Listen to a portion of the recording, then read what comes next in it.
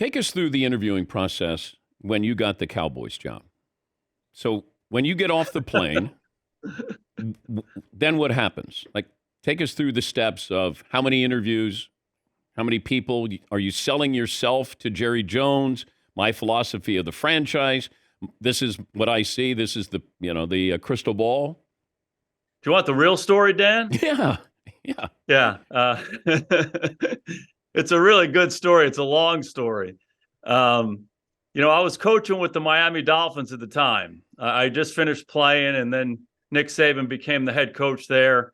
And so I was a quarterback with the Dolphins my last year for the last part of the season. And a couple of weeks later, I became their quarterback coach. And I did that for a couple of years. Then Coach Saban went to Alabama, and Cam Cameron was hired as the Dolphins head coach. And I wasn't going to be there, but I was still with them, but I was under contract. So I was going to kind of see what the potential options were, maybe in college football, and just kind of play it out a little bit. So I go to the Senior Bowl wearing my Miami Dolphins gear, and Coach Parcells retires from the Cowboys on Monday of that week. So I'm at the Senior Bowl on Tuesday, and I'm at practice, and I get a phone call, and it's some people from the Dolphins saying that the Cowboys want to visit with me about this job. And Wayne Huizenga was the owner of the Dolphins at the time, and he and Jerry Jones obviously have a relationship, and they talked. And Jerry had explained to him that I had been a player for the Cowboys for 8 years, and that had been a big part of my life before, and he'd love to have a visit with me, even though I was under contract. And so the deal was, you have until 12 noon on Thursday. You have this window to talk and figure something out. So I kind of get all my stuff together, and I leave early Wednesday morning to go from Mobile, Alabama to Dallas. And it was kind of a surreal experience. I think the flight was literally at 6 a.m.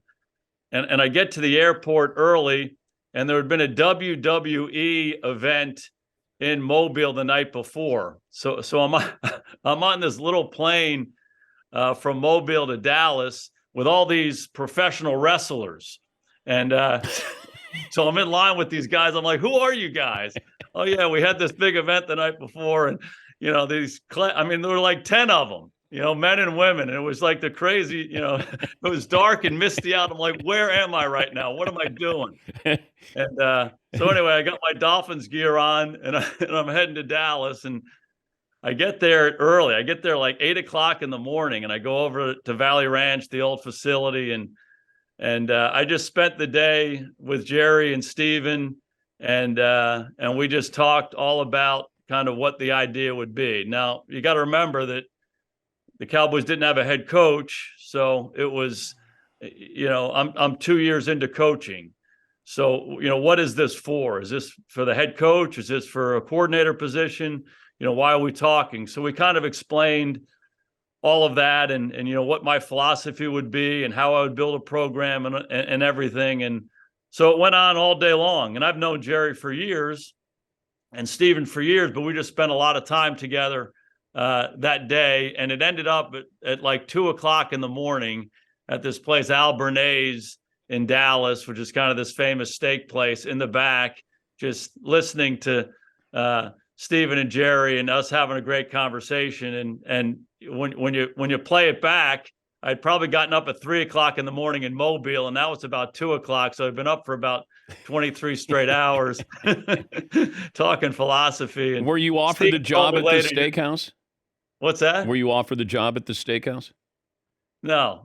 Steven told me later the stamina that I had that day was really impressive to Jerry.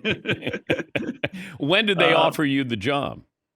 I can't remember. We talked about it the next day, and eventually we said, "Hey, don't leave. We're going to figure something out here." Wow. And so before 12 noon on Thursday, which was the deadline, we decided that I was going to stay in Dallas in some capacity.